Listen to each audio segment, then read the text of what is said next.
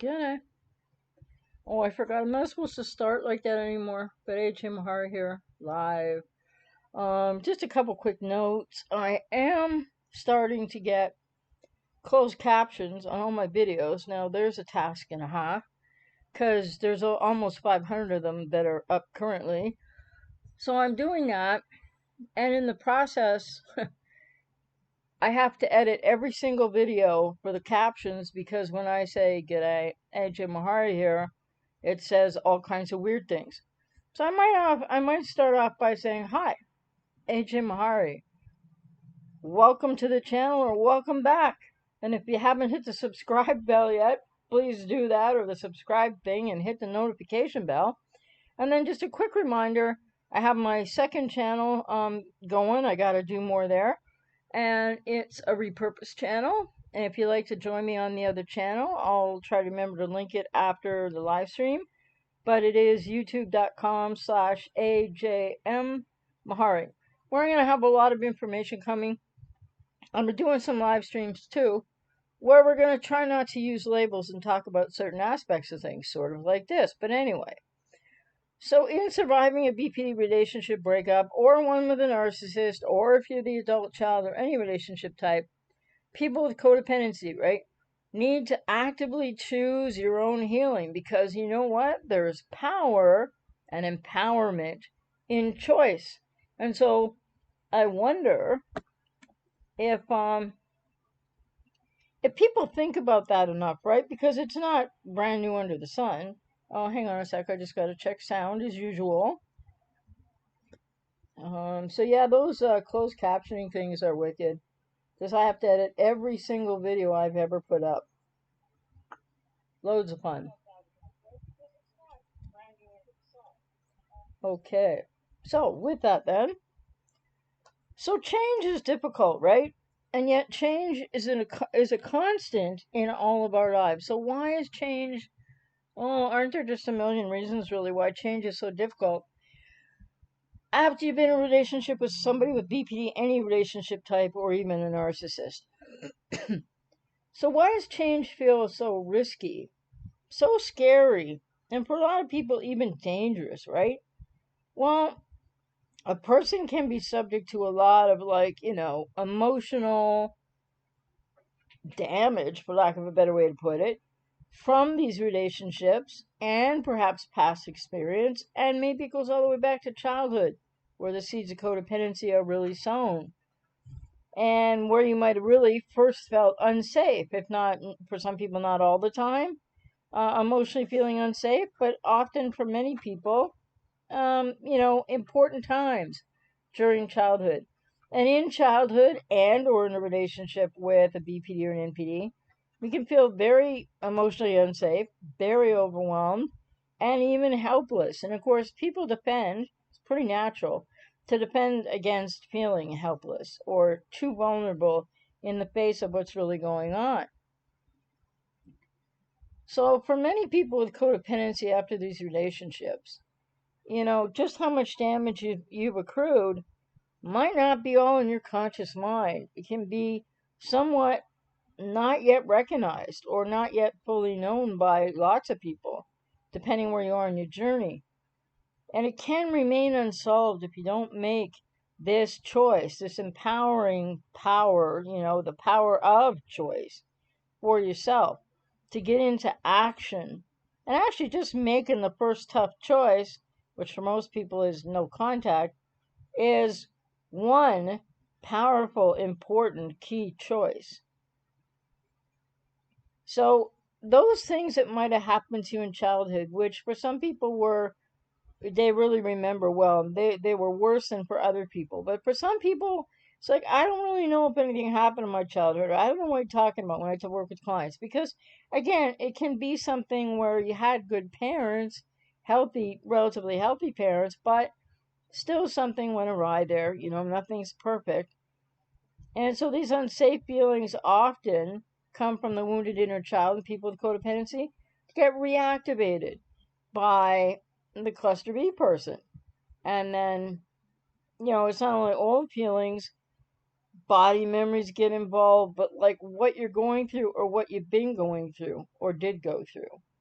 So all of this experience in trying to relate to somebody with BPD or NPD, it's so impacting negatively that it does change for a time. You can heal this too, but it does change the way that the brain, um, and emotional energy and the nervous system responds to stress. So puts you at high vulnerability for not having a lot of coping reserves for stress after all the constant stress or that you may still be going through.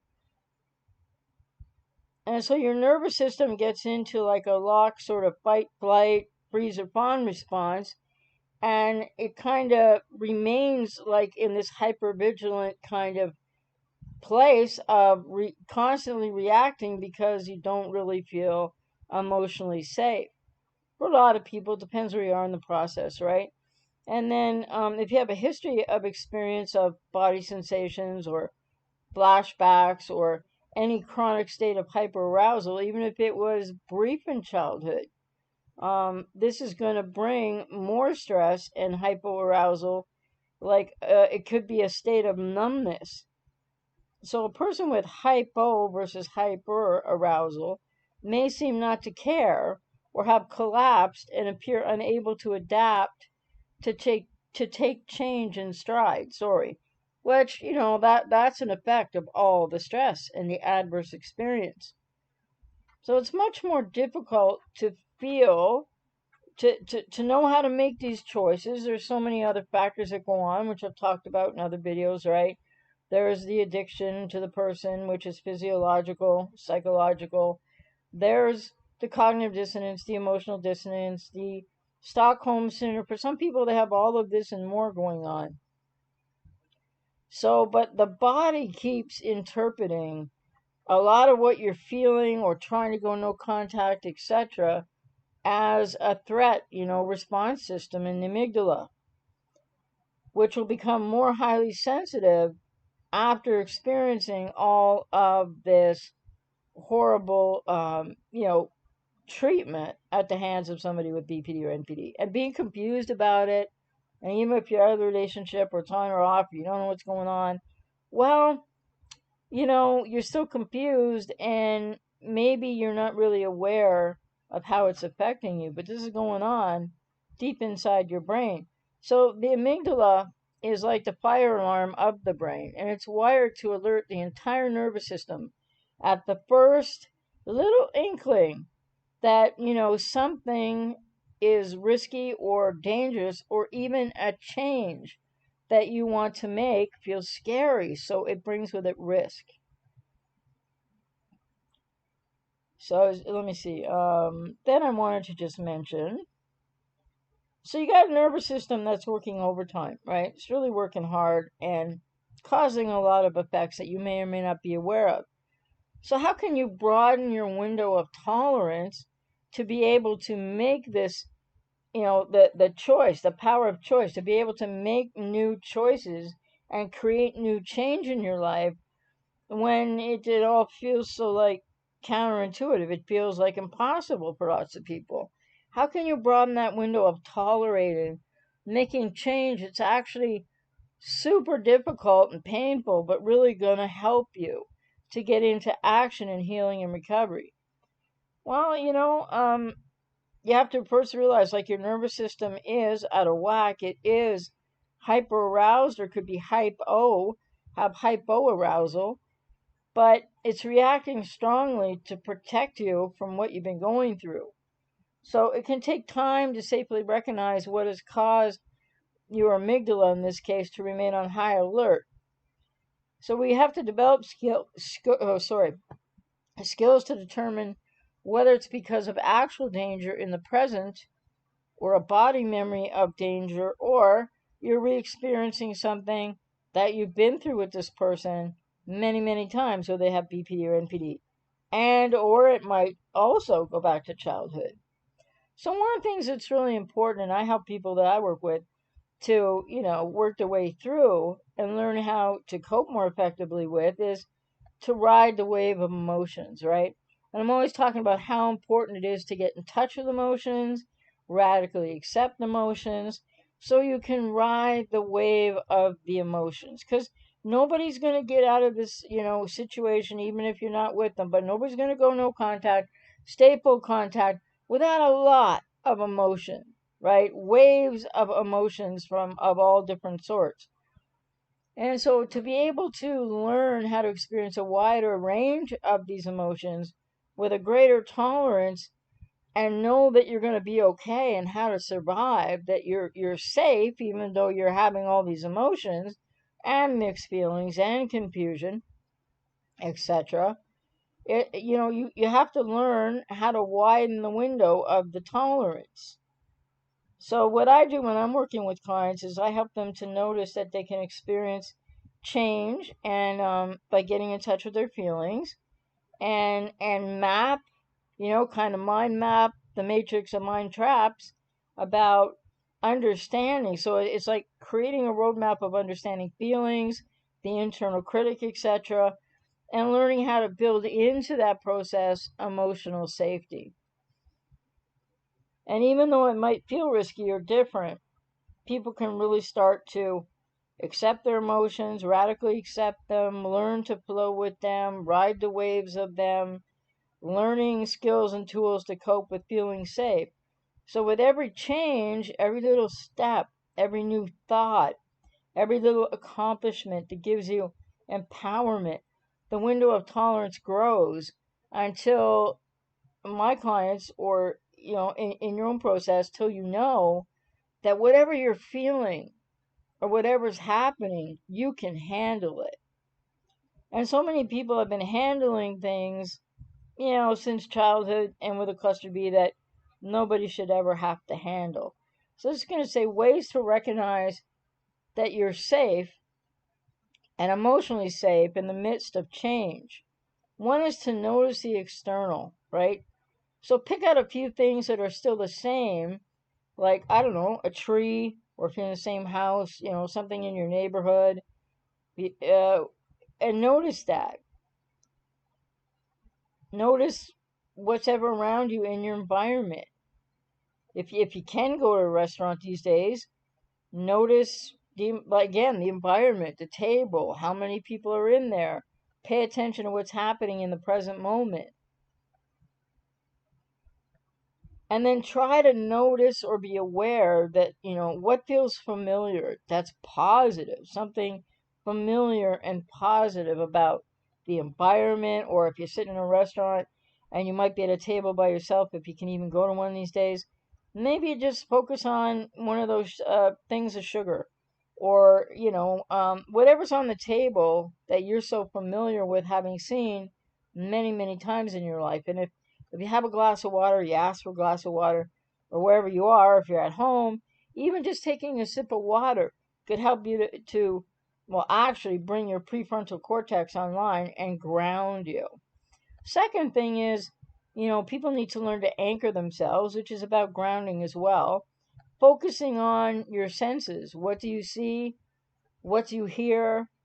Who are the people around you? Are you by yourself? What's your dog or cat doing? You're beginning to anchor yourself more in the present moment and realize that you are emotionally safe.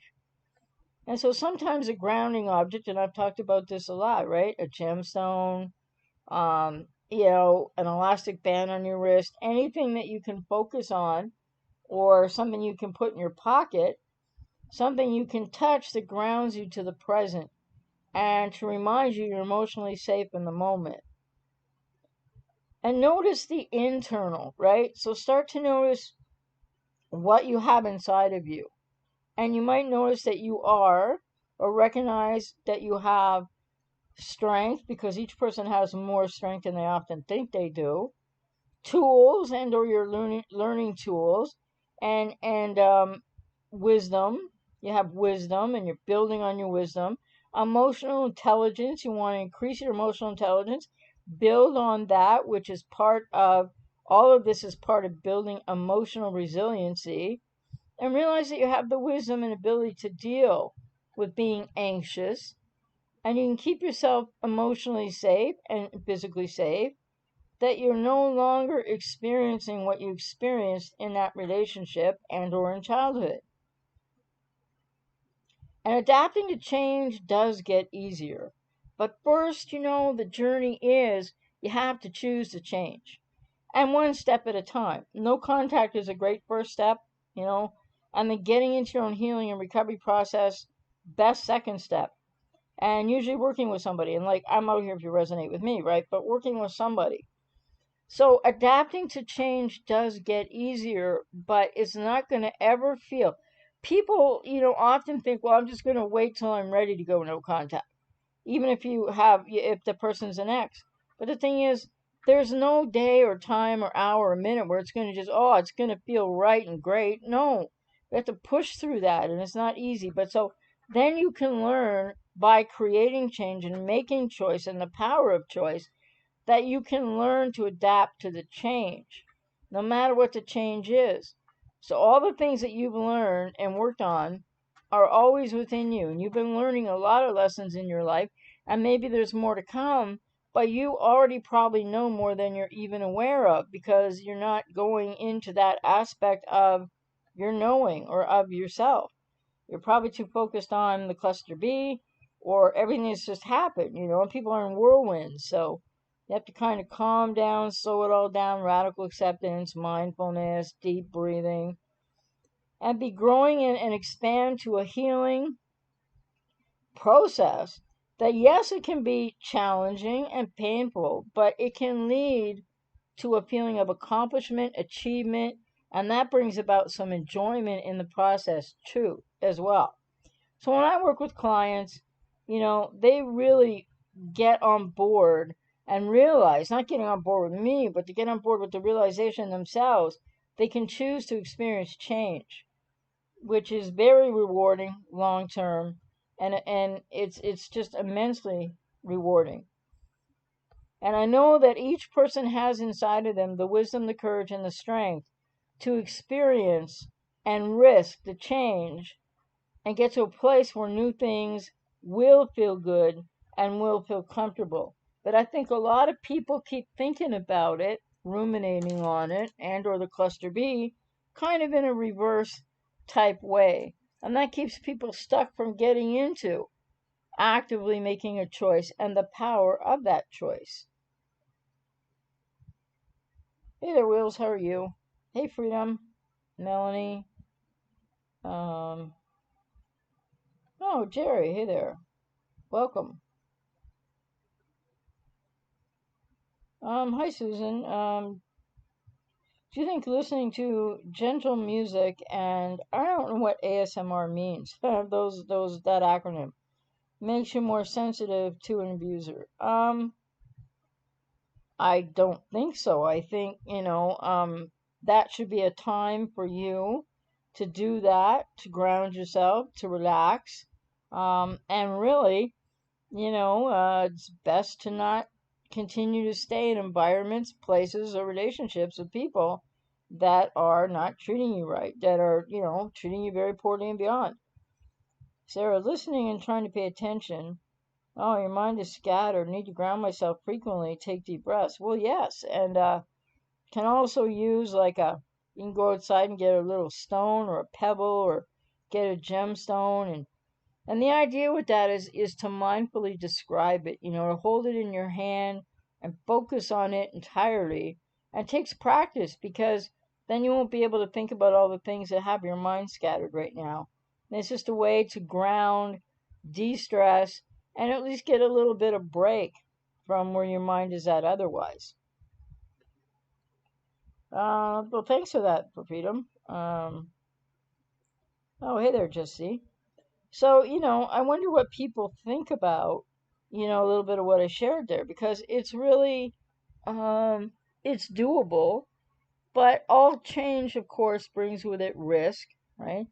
And it's not going to feel comfortable. And people often don't realize the degree to which, you've been really, people lose themselves in these relationships. And then people lose confidence and self-esteem plummets and self-worth plummets. And then maybe you just feel this overwhelming, and you might not even be aware of it, helplessness, that you don't possibly know how you could let go, move forward, make new choices. And even when people have gone no contact, like full no contact, not half no contact or something like that, it's very difficult for a time, but there's many ways to build in skills and tools and to be working on where you need to go forward so that it becomes, like I said, you have to lean into and embrace in a radically accepting way the process of change, because that's not going to feel comfortable in the beginning. It's about sticking with that and becoming, so like anything, right? We become, quote, used to things, unquote, like used to the person with BPD or the narcissist or the way you're treated, and it likely goes back to childhood. But the same is true of adapting to change, and it requires focusing on you for a change. And that might be scary and overwhelming for some people, but wow, once you can get to that choice, you will be glad in time that you did.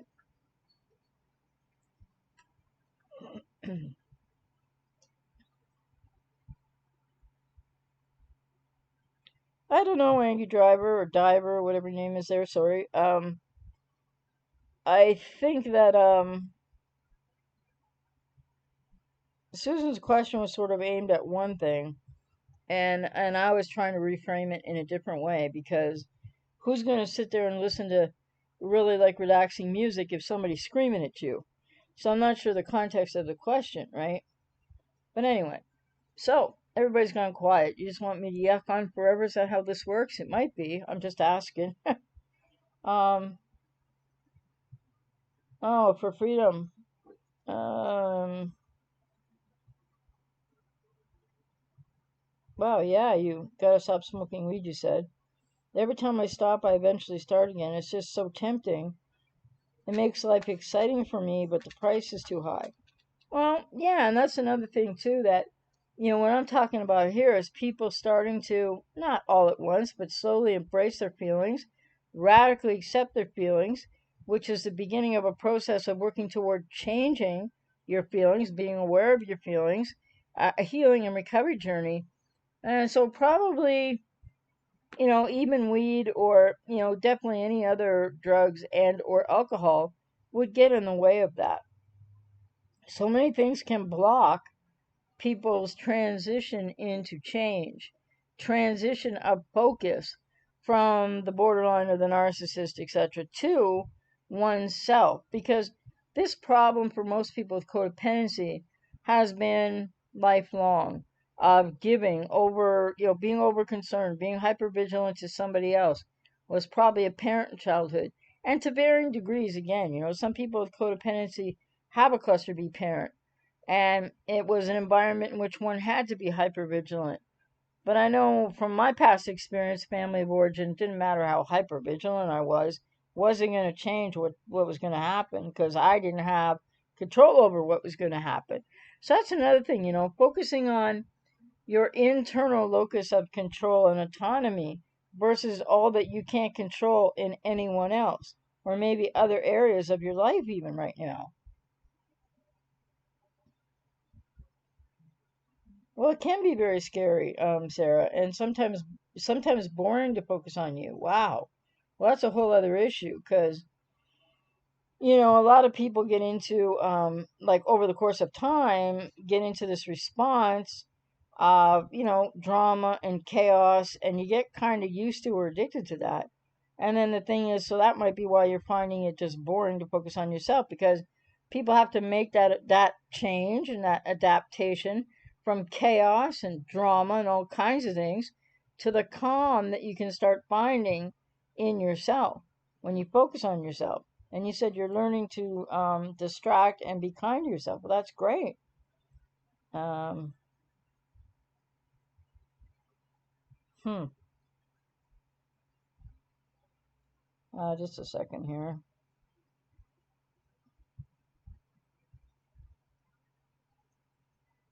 Just see, I can stay real busy all day, but it's like thoughts of my ex are intertwined with my own, drives me crazy.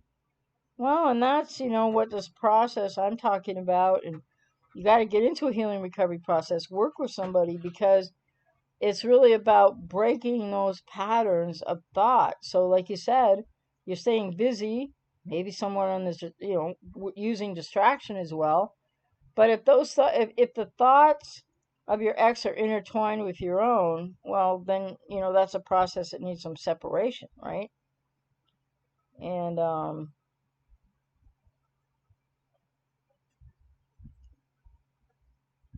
And Nelson, hey there. My BPDX had an extreme reaction to me, giving feedback about my feelings and how she was making me feel. Well, first of all, nobody makes anybody feel anything. We're all going to be better off when we learn that. People need to learn that because, yes, you can feel something in reaction to someone, but you have to take responsibility for what you're feeling. Doesn't mean you're responsible for what your ex was doing. And you said you were stunned, but now I know it's over. I'm terrified of the rage that was displaced. Well, yeah, and I mean, it's a good thing to get away from that and to get healing because and then the other question for people, and this is not meant in any blaming or fault kind of way, but you know, it seems like when you said now it's over, I don't know if you ended it or they ended it, but if somebody is treating you that way, what's happened to so many people in their childhoods and lives? It's not a blaming statement, right? This is what people need to think about. That they would even stand there and take that kind of, uh, treatment. And then it's I think normal to be terrified when somebody displays incredible rage. It's also a sign that they're not healthy enough to be around. Um, Rab, hi AJ. During the no contact and withdrawal, is it common for someone to start drinking on a regular basis to numb the pain? I was doing this at first and then stopped. I hardly ever drink alcohol. Well, I don't know if it's like common, like the most popular thing, but yeah, it happens for a lot of people because this transitional change I'm talking about that I recommend people do, in therapy and working with someone, it's really important because there's a lot of pain there and there's a lot to heal and it's overwhelming. And yes, a lot of people will, maybe smoke too much weed or drink too much alcohol or turn to drugs or what have you. And a lot more people tend to, well, I can't say a lot more people, but then there are people also who will, go to the shrink and be like, well, I'm having this and that anxiety and that and then get into the psych med dangers, which I don't recommend people do that.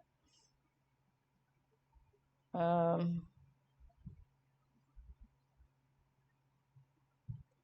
yeah, we'll keep working on our wheels. Um, and Sarah said, yes, I had a very chaotic, crazy marriage with kids in the house too. I think over the 20 years of it, then leaving is just an adjustment. Yes, and you do appreciate the new calm, but sometimes, as you're in a transition, you can appreciate the calm, and then there's going to be times when it might feel quote a little boring unquote, but I think the more you appreciate it, the less you'll find it has anything to do with boredom. Susan, I realize now that I've always just considered cluster C people as quote good unquote, or cluster B as quote bad unquote, based off my childhood experience. I can tell sometimes before even speaking with others is B or C. Well, and maybe you can, and I don't know, but a lot of people think. I mean, we can sometimes if it's really obvious, but a lot of people think they can kind of, point fingers and spot everybody and start diagnosing what they have. But it's not always that simple. Maybe sometimes it's kind of obvious. It's hard to say.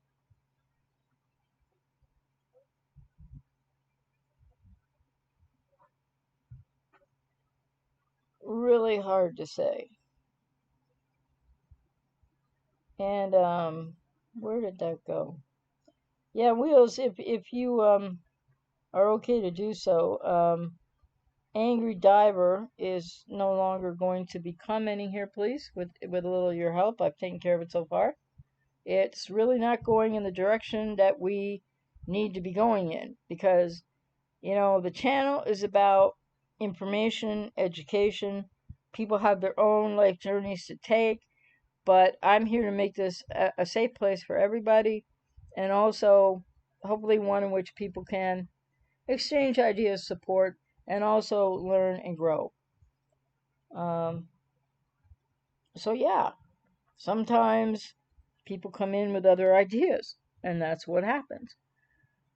So, but I just can't say enough how much power, but more to the point, empowerment there is in making a choice. And you have to realize also, like I've said a lot, well, not a lot maybe, but I need to say a lot more. These are the kind of things I'm going to be talking about, not exactly what I'm saying here, but on my second channel, by the way, just to remind people if you're interested in learning more about, I'm not sure how I'm going to do it, but just like some tips, tools, thoughts. I'll be imparting information. Might not be all labely and everything, but there'll be a lot in there that might help people with different aspects of coping, etc. So again, that's my second channel. Will be linked under here. And Maria, there's much more. There's so much cognitive dissonance. I'm constantly torn between two conflicting ideas.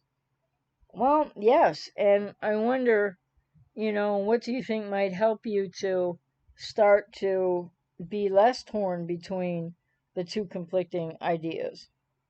Hey there, Cargill, because to choose change means to start focusing on one side of that narrative more than the other. So one thing I always recommend people do is write down a piece of paper, divide it in half with a line, pros and cons. So how much good did you really experience with this person? But write down all the bad too. And then when you get in that cognitive dissonance of the conflicting ideas, you'll probably notice you have a much shorter list of good than you do, or positive than you do negative, right? And that can help people to kind of look at it sometimes and go, oh yeah, wow. Because when you get really into the feelings and thoughts about it, you might forget, how really bad or negative or unhealthy some things were when you're thinking about the positive. Not entirely, but and Will said, setting a goal a day without weed, oh yes, to for freedom. And then a week can go from there. It takes time, but you can do it. Oh yeah, thanks, Wheels, because yeah. And so but yeah, so I think what I didn't finish saying there for a minute or two ago was that when you are under a lot of pressure, under a lot of stress, having a lot of difficulty, with cognitive dissonance, emotional dissonance, maybe trying to, a lot of people with codependency avoiding their own feelings by focusing still on the cluster B, whether you're in the relationship still or not. But even if you're not making an active, conscious choice, the making of no choice, so to speak, is still a choice, though it might not be so conscious. And I think it might be helpful for people to keep remembering that. Well, one thing I don't understand for freedom, but it doesn't matter that I don't understand. But people, smoking weed, okay, whatever. I've never done it. But then this CBD oil stuff, it's like, yeah, okay, cool. But I happen to be like really into like living naturally. Like flowing with feelings and being with what's really real and present to the moment. And just my philosophy, I would say to me, that's the best way to meet life head on. That's just my opinion, right? So, I mean, I think I would recommend it for others, but I'm not saying anything about what people are choosing to do because those are your choices to make. And just see, it feels like walking through a giant cobweb, trying to locate the bad things she said and done. Well, I don't know. Was she all that positive that you really can't think of the negative? Or you're not feeling the negative? It's interesting.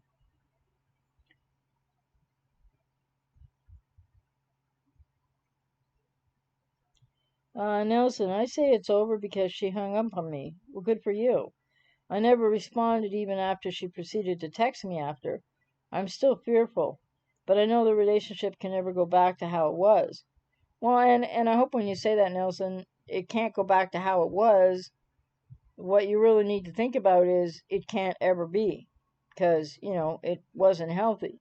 But you've really done some things in your favor to take care of yourself, and that's positive. Hi there, Robert. How are you? Rob, there's so many people I know that took CBD oil and their issues got worse over time with anxiety and depression. Well, 'cause I don't know, 'cause it's a product. They're trying to make money off it, and like I don't know what it does, and they say it's so innocuous. But there's nothing like feeling your feelings, being aware of your feelings, learning how to manage and cope with those feelings, adapt, make choices, get actively involved in your life, one present moment after the other, right? Or at a time, and living naturally, and living yeah, just fully being fully present. So that's where people have to learn how to deal with their emotions, learn how to flow with what is. And I think there's a lot people need to unlearn from childhood, even that maybe never no one ever said to you, don't cry or don't feel. But they can often be the injunctions from parents that aren't ever said, the don't talk rule, the don't cry, that we don't talk about emotions here, all those injunctions that then become part of your inner critic and then become part of your narrative. And then cluster B isn't going to help that out anymore either. And for freedom, you're right, AJ. Meet life head on. I know that in my heart. That's why I need to stop. Well, I'm glad you know that in your heart, because now you just have to keep taking one step at a time, because and commit to your choice there for freedom, right? Because it sounds like you made a choice. So then set the intent and write down steps as to how you're going to accomplish that goal, right? So your goal is to stop. So how are you going to do that? Write that out one step at a time. Nelson, also, I love your channel. Thank you for the content. Oh, well, thank you for that, and you're very welcome. Robert, CBD isn't for anxiety, but people don't do it. Maybe as a sleep sedative, but sleep doctors say there's no true sleep drug. Yeah, well, you know what I find as I get older, not that I've got that much older over this last year, right? Because, like, hey, but I mean, I'm 62. I need less sleep than when I was younger. But some nights, maybe I just don't sleep so well. And then I try to build in power naps when I can, but I don't take anything. I have some things right now, I'm gonna have to get to that dentist one of these days, but I don't think they're still fully open. And so the point is, anyway, sometimes I have a little pain or I have the neck pain or whatever. I don't take anything. I use deep cold, for muscle aches or whatever. I use, or deep heat, whichever, I have a heating pad. I move around, I exercise, I take care of myself. Like, I don't go to pills first. It's any pill would be absolute last resort for me, or any other substance of anything like CBD or whatever. And if I can't sleep, well, I just read or cuddle with a dog. Or I had a night like that the other night, man. I didn't go to sleep till like 9 o'clock in the morning, and of course, then I only got 3 hours sleep, which isn't good. I can do well on four. But the thing is, whatever's going on, I wasn't like overly stressed or anything. I don't know. I was busy, and and then my mind was busy because I'd been working like on something. And so the thing is, it's really important to just be with what is, and the more because the more we practice accepting and being with our emotions and present to the moment, etc., the more we're going to get stronger, more capable of dealing with our feelings, what's going on, the present moment. When you can't sleep, you can't sleep. It's not enjoyable. But, unless it's a case of, you can't sleep for weeks or something, yeah, I mean, it's up to people to make their own decisions. But we're living in a world that pushes pharmaceuticals all day long for everything. And they have oftentimes people end up finding out that, well, maybe if you took something for sleep, it was good for a while. Maybe if it took something for anxiety, it was good for a while. Then try to get off it, because these things actually cause chemical imbalances in the brain. And just he said, yeah, I think I blocked a negative emotion somehow, but it's there. Well, and the work would be, the process would be to get back in touch with that, because if you stay in that place, not only is that going to be really painful and everything, but it's not a safe place for you to be. Blocking out the negative, because you don't want. I know you've been hoovered, but you don't want to end up like being in a blocking the negative place and get another hoover and go around the same circle again. And it sounds like if you're blocking out the negative, there's something in that, think about it, that might be really you denying more about yourself and still self abandoning, even though you're not really with that person right now. Robert, hi AJ. I'm loving your work on the repetitive traps. Oh, thank you. I'm glad. I hope it's helpful. Like when I get into conflict, sobriety gets tough. Yes, well, and lots of people have different things, whether it's sobriety or stress levels or all kinds of things, that when things are difficult, right, then the vulnerability to maybe go back to something that was a maladaptive coping thing is going to increase. And that's a time when mindfulness and being present to the moment and having learned, so people need to learn to build up coping tools and plan for those times when you get into higher stress, so you can really be practiced at what to do, so that you don't do things that you don't want to do anymore, that you might have used to have done, if that grammar wasn't good. So yes, writing down stuff is good. I find I hide stuff from myself. When I write it down, it helps me make sense. Looking back at my journals is interesting. Very cool. Yeah, I think it is very helpful. And Robert, hard to really get in touch with the grief and sadness. Well, yeah, and Robert, for some people that's harder than others, but then the question would be for you to think about or journal about, what do you think is blocking that? And the answer for a lot of people is not only because it's really going to hurt and maybe they're afraid of the pain, but a lot of people are afraid of letting go, right? That bigger change to adapt to, but that can be so freeing. That's the power of choice, one step at a time.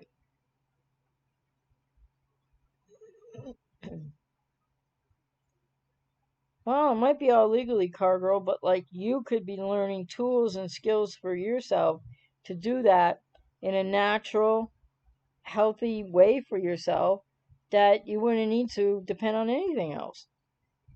Because I think one of the most important things for people, whether it's in BPD recovery or recovery from a relationship with somebody with BPD or an NPD or whatever might still be active in people's lives, from childhood, I mean, and the wounded inner child, it's really important to look at one's autonomy and what is the reticence or block to not wanting to fully go there.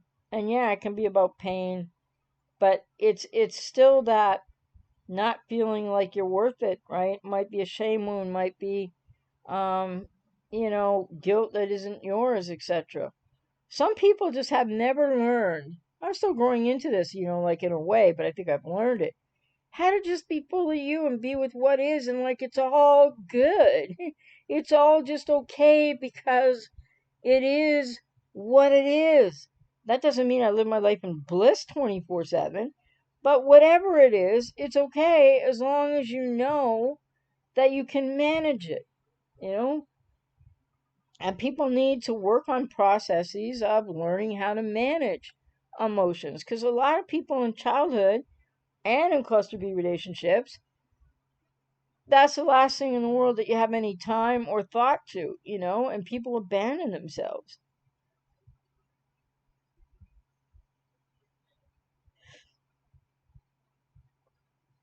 Yeah, Wheels, I'm pretty sure that adult children have heard that from any borderline or narcissistic parent way more than, yeah.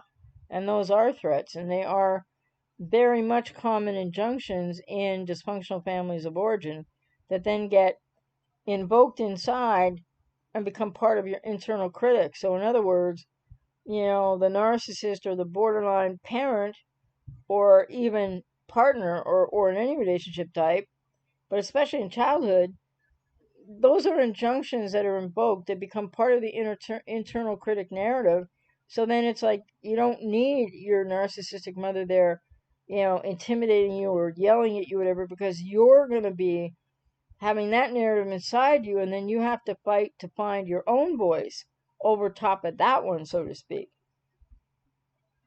Robert, it feels great when I make the right choice. I feel like I get to feel myself and functional. Yeah, well, and that would be making the most positive and healthy choice. Because, quote, right, wrong, dichotomous thinking. But yeah, I hear you. And Maria, yeah, we need a survival toolkit to get us through. Hopefully, your second channel can be something helpful. Well, I hope it will be helpful. Yeah, I don't want to just sit there to talk to the camera or the microphone for the heck of it. So that's the goal, right? Then you have to see what resonates for you or not, right? Samantha in the fight. Hi AJ, I've been on a healing journey from my BPDX, among other things, for the last year and a half.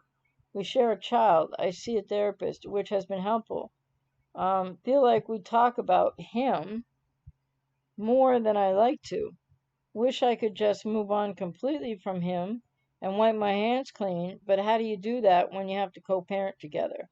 Yeah, that makes it much more difficult, but if you haven't already, speak to your therapist about learning more about emotional detachment so that and radical acceptance so that you can really interact with him when you have to about the child or children and not have and build up stronger ego and emotional boundaries so that you don't feel a darn thing about him or focus on him when you have to deal with him because you're co-parenting together.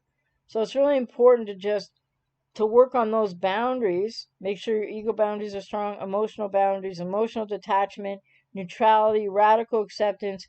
And the only thing in a co-parenting situation that should ever be communicated with DX is only about the child or children. And if they start going off about something else, you just stay neutral. It's like you didn't even hear it.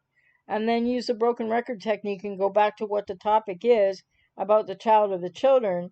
And then many different ways to learn to enforce your boundaries, but just knowing that you have a boundary that anything and everything they say or try to engage you with, etc.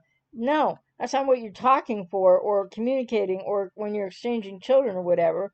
Got to have firm boundaries around that because people with BPD or narcissists will use that all day long to just keep getting at you. And for freedom, radical acceptance is gold, is very humbling. Yes, it is. And it's also a pathway to change. And when I use these terms, by the way, mindfulness and radical acceptance, I'm not referring to DBT skills, just to make that clear. I'm referring to the principles and practices, really, that came from Buddhist philosophy, just to be clear. I'm working on seeing the negative. Her hoovers have been nice, so it confuses me. Definitely need more therapy. I was in it for 4 months. Yeah, well, you should get back into it or stick with it because, yeah, and then you said your mom is a overt narcissist. Well, that might be why you have, you need to work harder at boundaries, emotional boundaries as well, in a process working with someone. This might be from some of that adverse childhood experience in your childhood where you maybe to survive with your mother you had to block out a lot and numb out a lot of the negative. Well, now to heal and recover and move forward from the X with BPD, you need to A, go no contact, and you need to stop the hoovers, and B, you need to unlearn that numbing out process because now it's a maladaptive coping thing. It's not something helping you, it's something blocking you from getting into and choosing and then setting intent for your process of change, which is not a straight line by any means for anybody. And when they hoover, they're always going to be nice. And it's always going to be like, so what? Because the niceness goes away in a heartbeat if you let them back.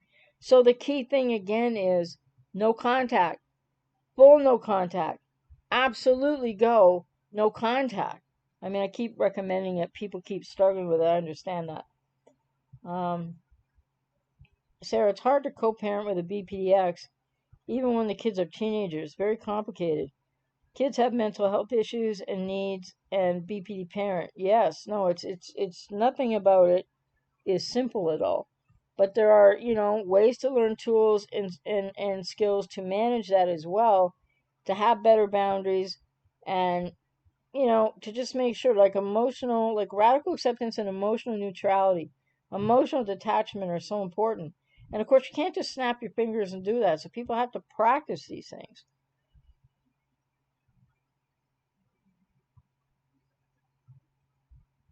And I think it's really good that you try not to, deal with too much of the things you used to take and Y wheels and for pain. And unless, of course, you can't, because you have a different situation. And anybody in that situation, when pain gets unbearable and it's due to a condition, then you might sometimes have to take something. But I think it's really great that you definitely don't take the meds unless you absolutely need them. Nelson, before my BPDX hoovered me, I was feeling comfortable with myself. In less than a week, I felt like a roller coaster of emotions. I couldn't believe how I allowed myself to almost get lost again, or almost allowed yourself to get lost again. Well, yeah, and that's the other thing. So I don't know. Have you gone like full no contact yet or not, Nelson? You don't have to answer me, but that's something that people really need to do. It's like all the choices that people are making that are positive for themselves, their healing and their recovery process and change. But without no contact, you're not going to be able to keep building on your intent of choice and empowerment of change, right?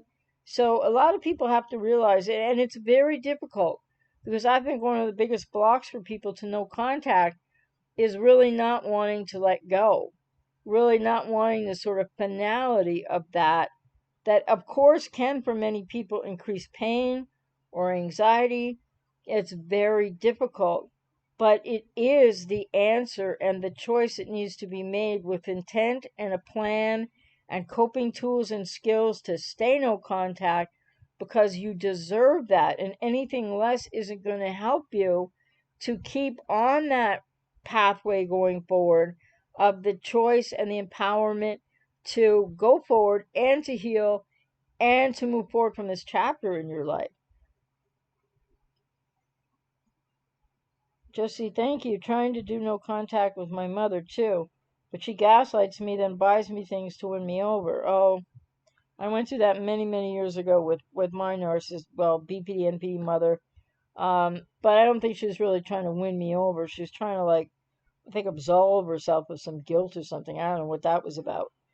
But, here's where I'm going to insert again something, Jesse, that I say often, which is trying. So I'm not just playing semantics here, but trying isn't doing. So you know how you get to do versus try is you make that choice. That the power of choice, you empower yourself, make the choice, write it all down, set the intention, write the intention down, write down the steps you're going to take to accomplish the goal of no contact with your mother. Because, quote, trying, unquote, doesn't get people where they want to go. And I'm not just saying that to you personally or anything. And I constantly will say that when people use the word trying, because trying isn't doing. And I know what people mean by that, right? Because it's just like when people say, well, this person made me feel that, or you made me feel this. Well, I'm trying my best.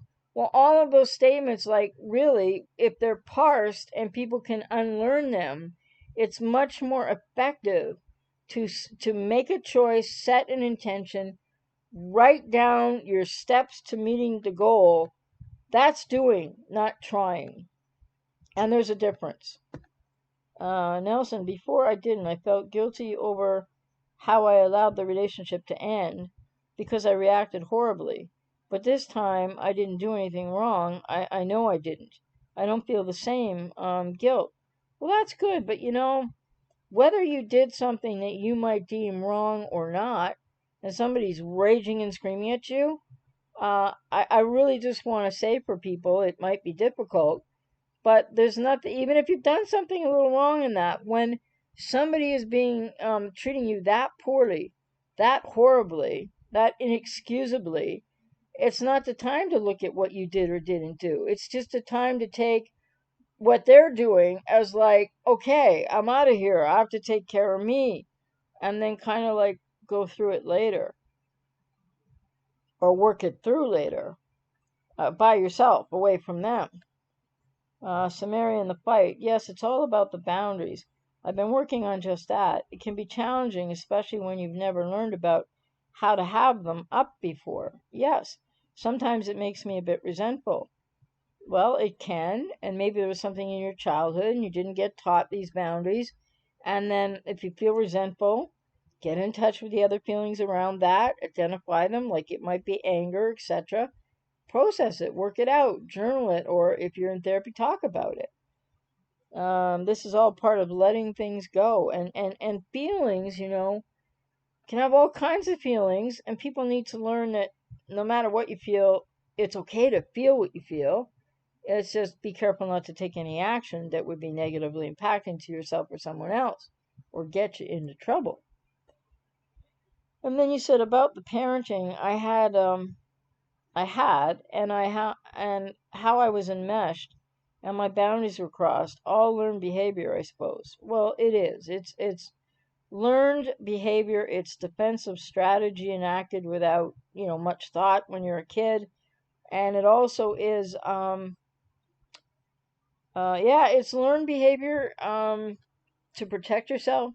And in childhood, it's actually modeled and or just plain old defense.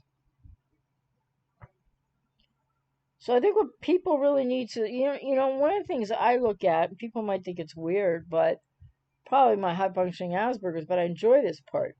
Really look at what words actually do mean, So someone made me feel this way. Well, not exactly. Now there's two sides of that, but not exactly.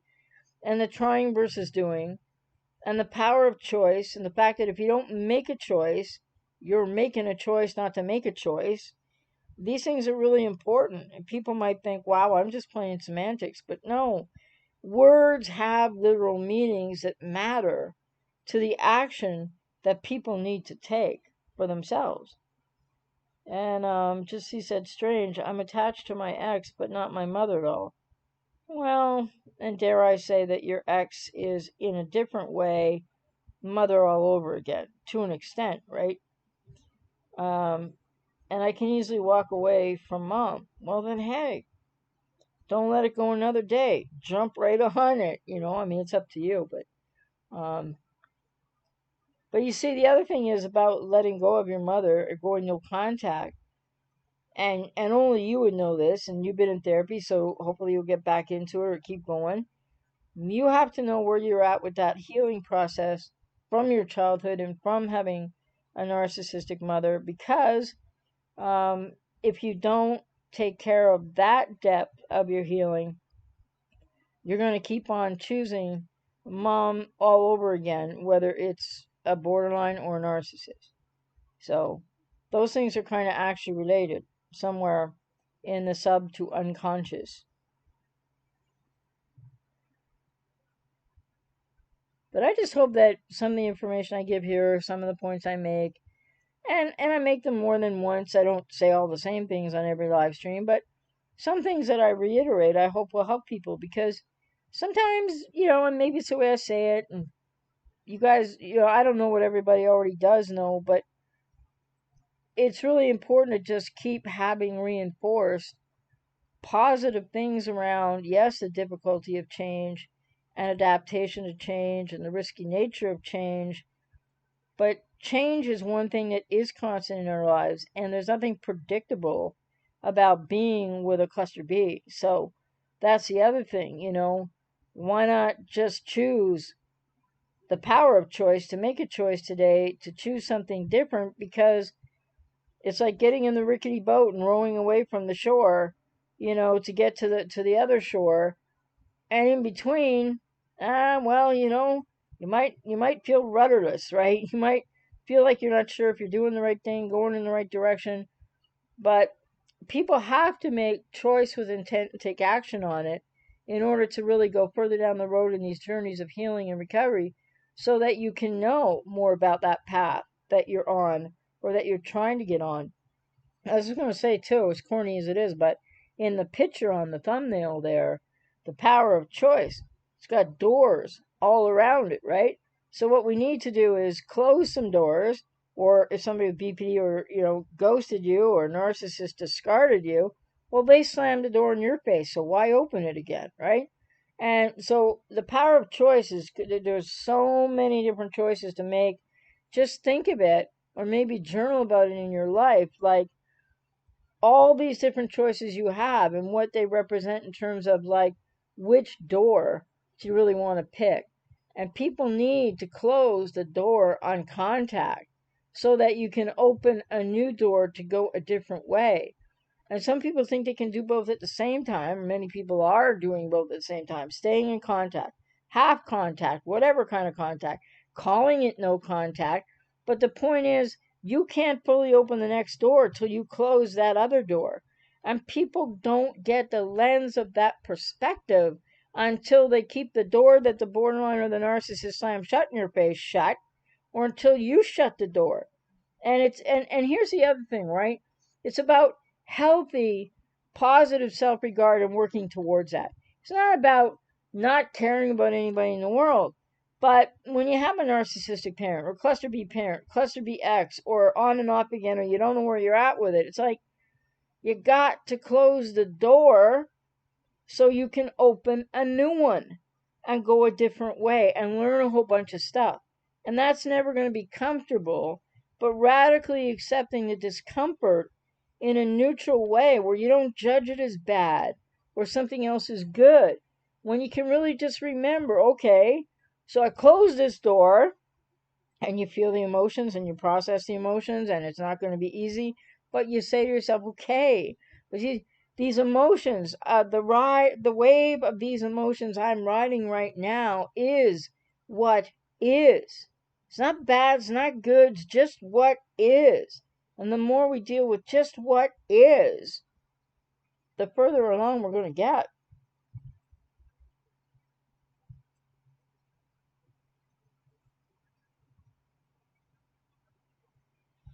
And Robert said it's easy to say it's a choice, but sometimes the wind knocks one over.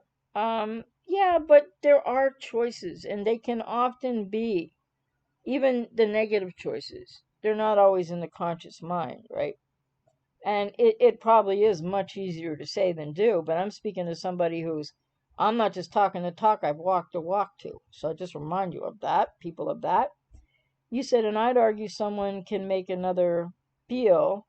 No, not really. No. I mean, there's consequence to what people do.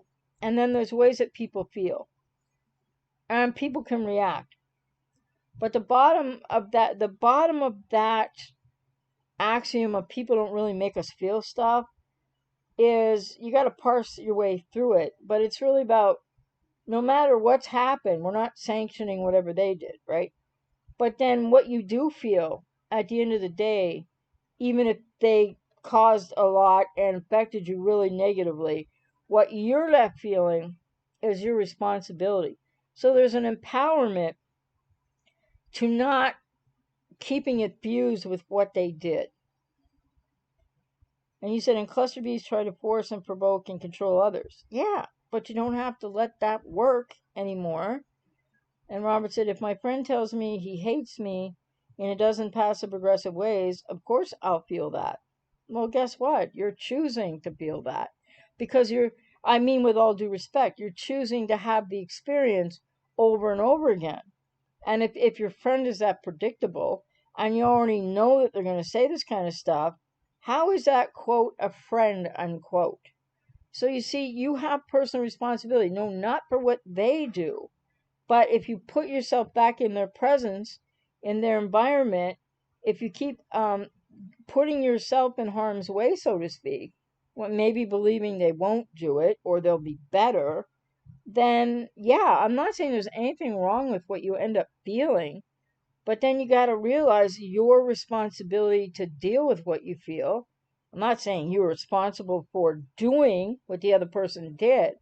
So it's not an easy concept to explain. It takes people quite a while to grasp it because a lot of people will defend against it. But I want to be really clear here. I'm not saying if you're getting really horribly treated by someone and you have a lot of feelings about that, that what they did doesn't matter. It matters. But what matters most is how you're going to deal with how you feel, how you're going to get yourself out of the environment, how you're going to let go of that toxic person, all those personal responsibility choices, steps that people can make to take the way you feel off the table, right? Change how you feel by making new choices and having healthier boundaries. Because if somebody was a quote friend of mine wanted to tell me that they hated me and stuff, well, I think, like, I know that would be like end of, like, that's not a friendship. So, and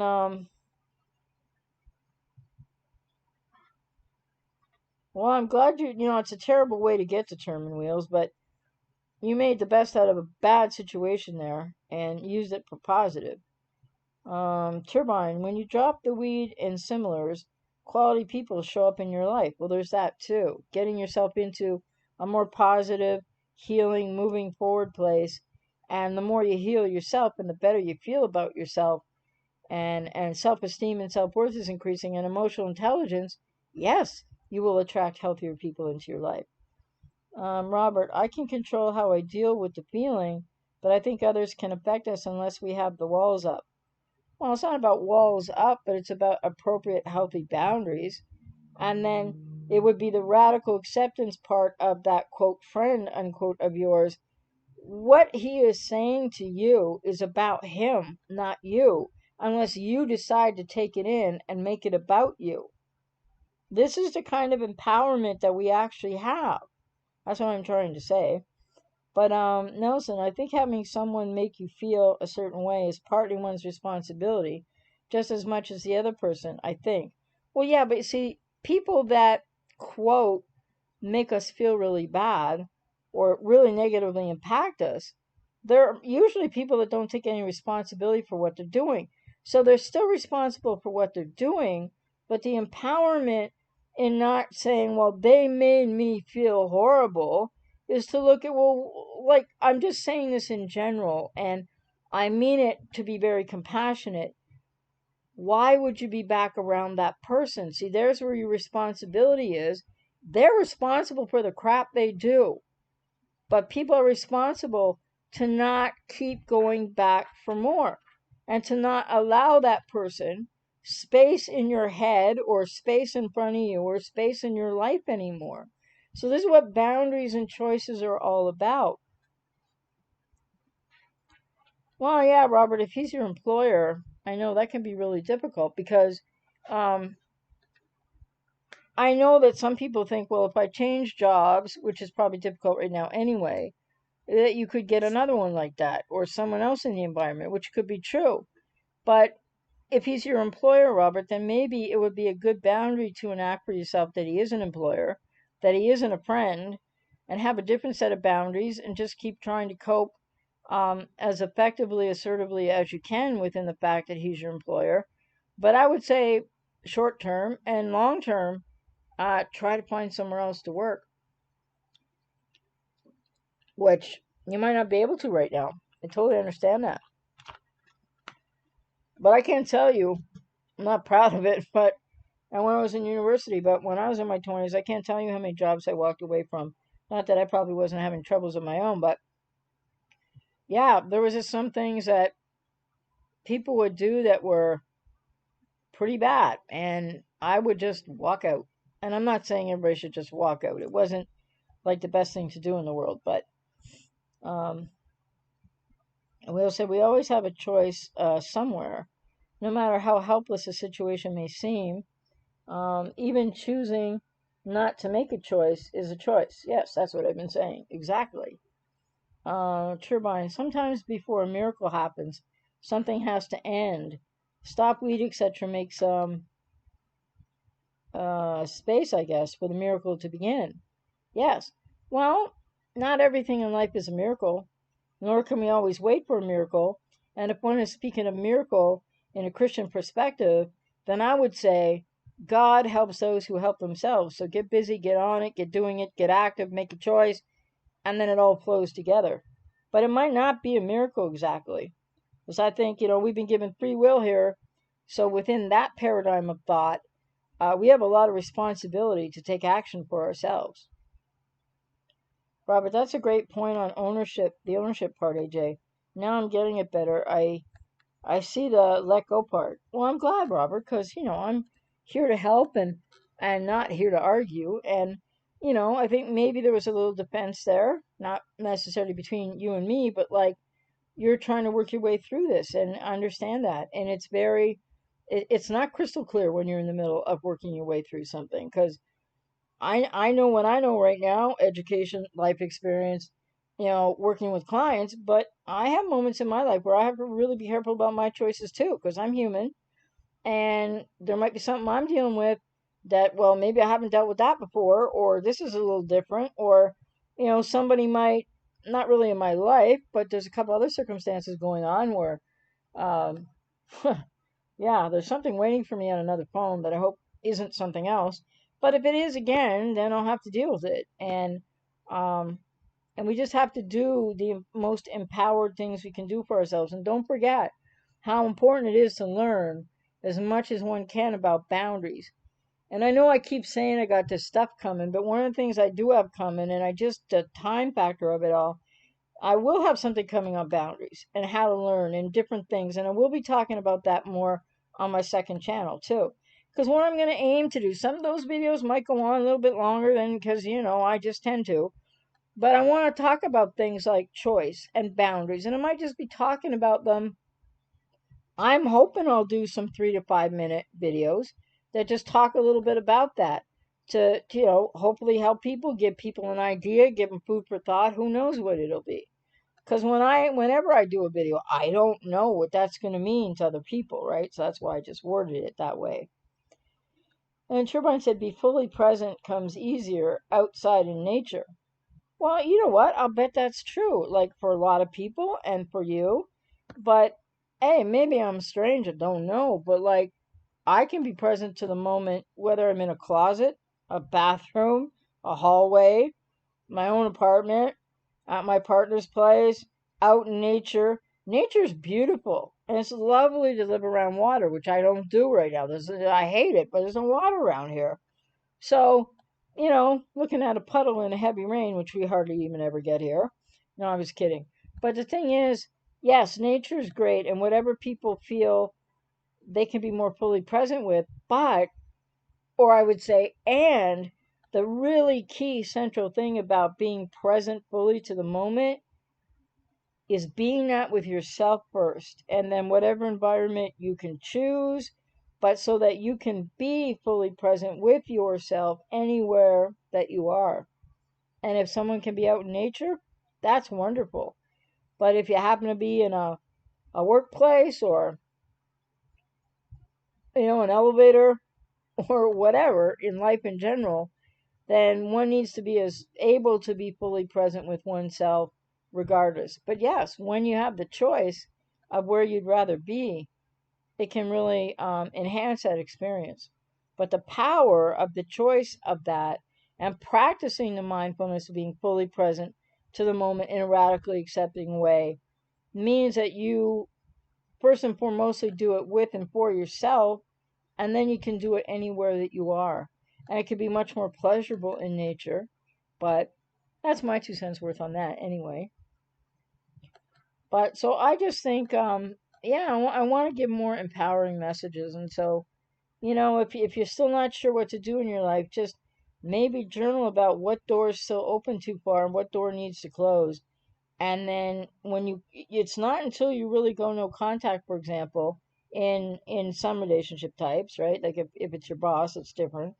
But like, it's not until you actually close that door that you're going to get more perspective on the door that you then can open.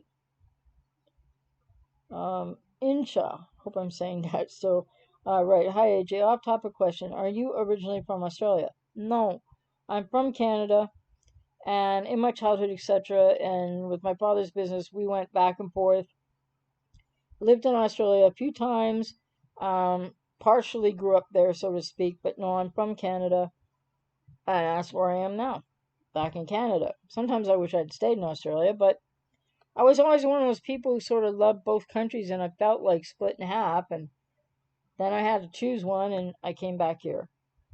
Um, and I'm gonna have to stop saying "G'day, HMR" here because now that I'm getting these closed captions up on the channel, when I say "G'day, HMR" here, just as on a funny note, I earlier spent 2 hours doing when I need to be doing other work, but or I could be doing something else in my life.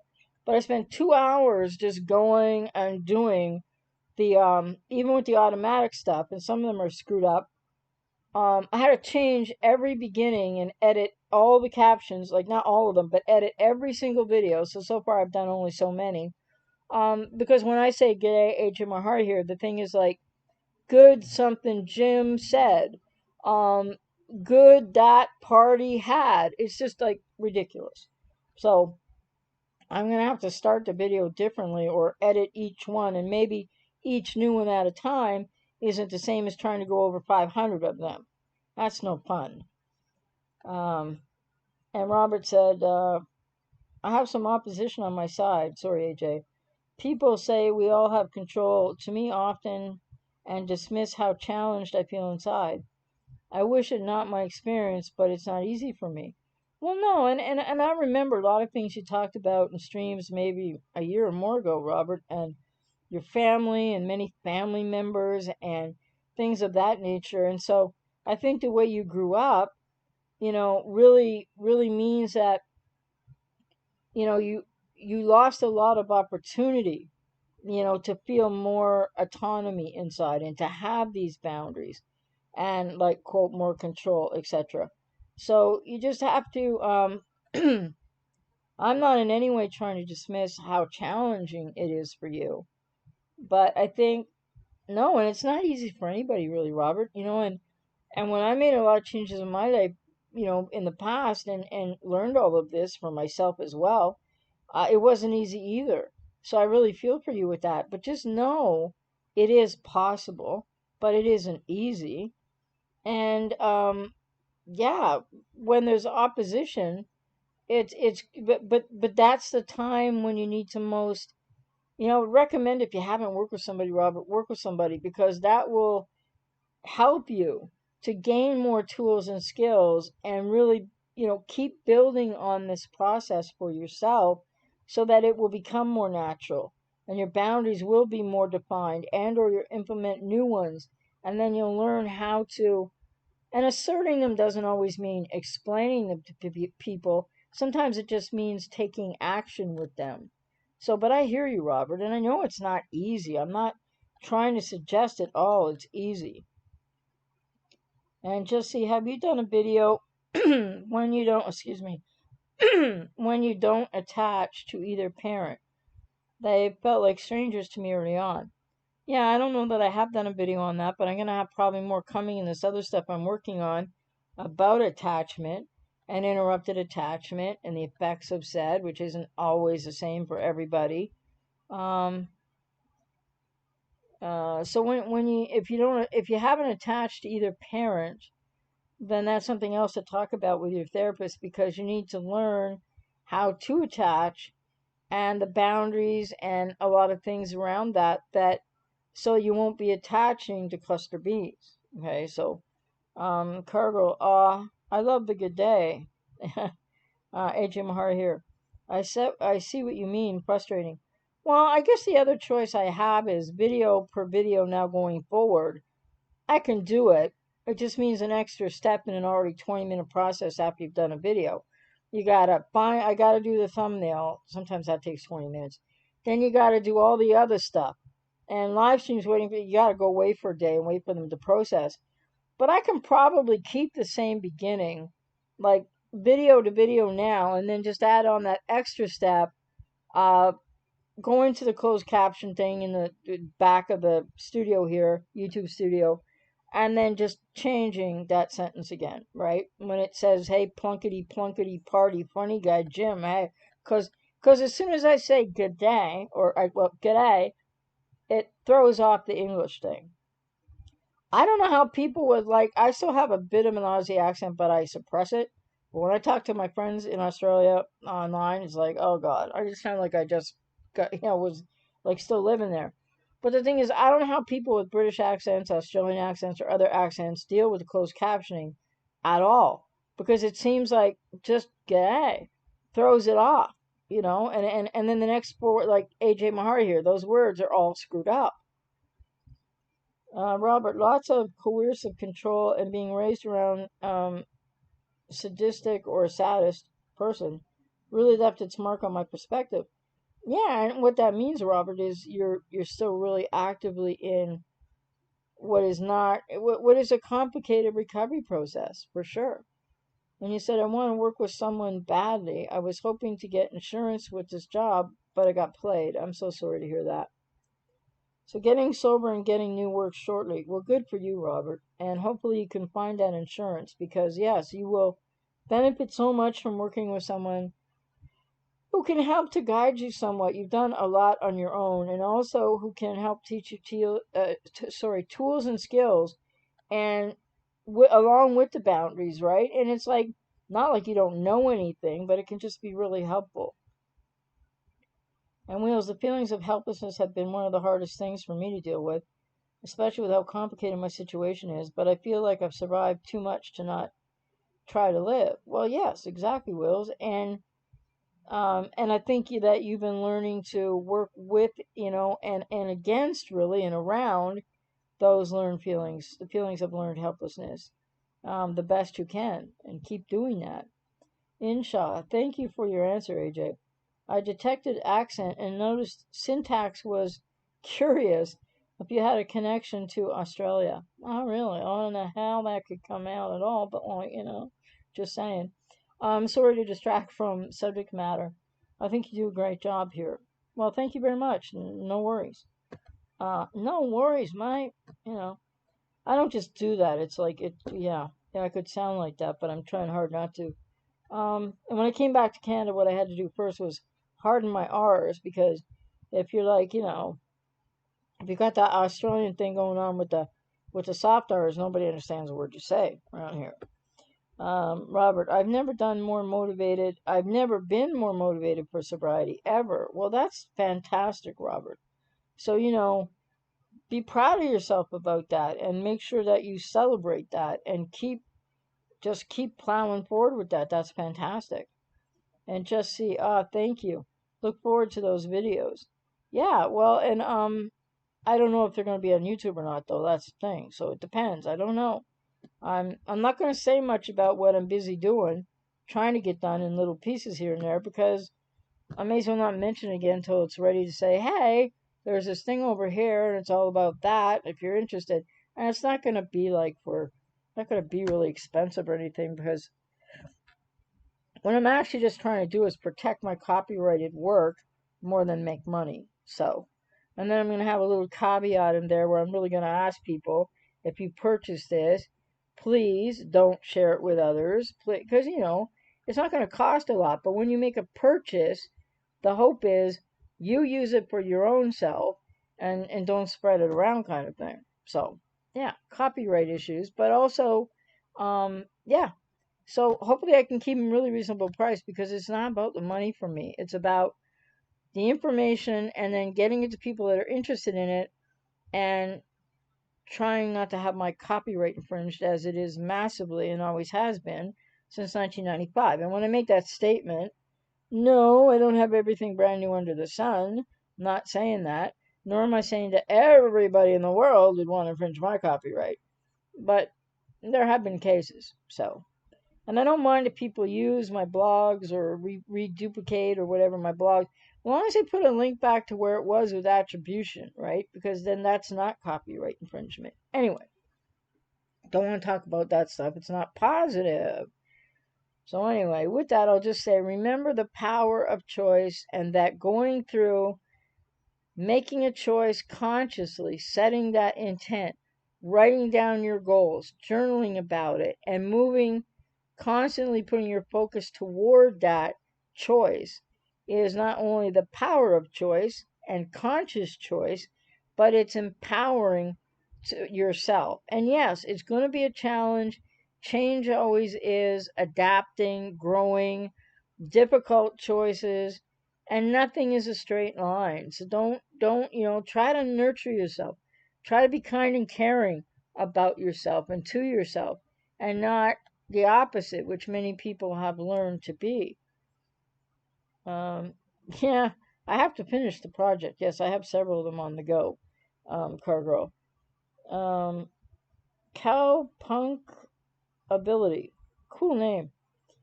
Oh, hi, AJ. It's Laura from Texas. I called you recently. I'm so happy to finally catch one of your live streams. Oh, cool. Yes. I'm glad you caught the live stream too. Although I'm just about to head out, but you can always watch it again. You can, replay it. And Insha, do you have any advice for people with BPD who are friends with a person with BPD? Any advice for people with BPD who are friends with somebody with BPD? Well, yeah, each person should be working in your own recovery process, because you can't control the other person, and be identifying the boundaries that you need. And then you have to be careful, because and I'm just saying you because you asked. I don't know if you are a person with BPD, but a person with BPD trying to be friends with another person with BPD, um, be careful for that over validation trap where people get in this bubble of, not really being real with each other. And so take care of your side of the fence, boundaries, and keep healing and growing and working actively in that process of recovery. And depending where you are and depending where they are, it's not always healthy when two people with BPD are friends. It just depends. Um, oh, okay. You said you'll catch up another time because you have so many questions. Cool. And Wheels, I think surviving all things I probably shouldn't have has forced me to deal with those feelings in a lot of ways. It's come up with a lot of pain and scars. As hard as it is, I refuse to go without having experienced life. Yes. Well, and keep, I would suggest for you, Wheels, as much as I know the situation you're in and it's still ongoing, but start to try to reframe your choices, your work, your goals, your intent as not reactionary or just because of. Of course, that's where it originates. But start to own it a little bit more, is what I would suggest. Like, own your change, own the reasons for why you're doing what you're doing, and stop sort of going back to where it comes from, because it's going to be more empowering for you when your narrative is your narrative and doesn't always have to go back there. Like, at least for past experience, if that makes any sense. Of course, it's connected to back there, but you want to start shifting that as much as you can. But until you get out of the situation, you might not be able to shift it as much as, you probably already would have or would. So, really hope that you're going to find that way out of that environment and on to, to closing that door so you can open the new one, literally and figuratively and metaphorically. So with that, I got to get running, and everybody take care. Look forward to next time. If you're so inclined, please subscribe to my other channel. It will be linked under this video, and it's youtube.com.ajmmahari. So the only difference between that channel and this channel is that channel has an extra M in between AJ and Mahari. So I'm going to be live streaming over there too. I haven't yet built in or figured out the structure and the topics, but the goal on that channel, I've already broken my goal, but the goal is not to be so labely and to talk about things in terms of people's experience and to try to get more in touch with feelings, building personal philosophy, and turning the corner, at least in part inside yourself, on the language that you use and how you can empower yourself. And yeah, so with that, I really have to get going because what time is it here? Somewhere I should have the time. Oh, yes. I have another commitment, so yes. Anyway, everybody take care, and it's a pleasure as always, and look forward to seeing you next time. And if you're so inclined, like I said, Join the other channel as well. Subscribe, hit the notification bell. Subscribe here and do that if you haven't already. And please give a thumbs up if you're so inclined. Take care.